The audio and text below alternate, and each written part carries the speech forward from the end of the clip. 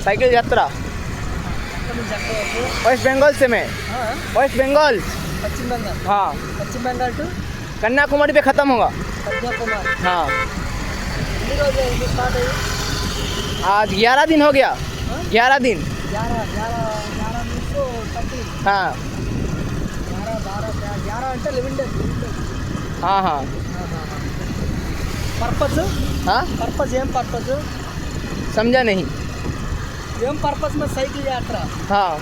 हम जा रहे हैं कि हिंदी समझ में आता है आपको हिंदी नहीं तेलुगु तो हमको नहीं आता ठीक है चलिए हर हर महादेव हर हर महादेव তো দেখতেই পাচ্ছ বন্ধুরা এখানে ভাষা বুঝতে পারছি না তো এখানে হিন্দিও বুঝতে পারছে না বাংলাও বুঝতে পারছে না তেলুগু এখানে তো এই করতে করতে এগোচ্ছি আগের দিকে হ্যাঁ हो गया তো দেখতে পাচ্ছ এরকম ফেস করতে করতে আমাকে যেতে হচ্ছে তো চলো আগের দিকে এগোচ্ছি দেখো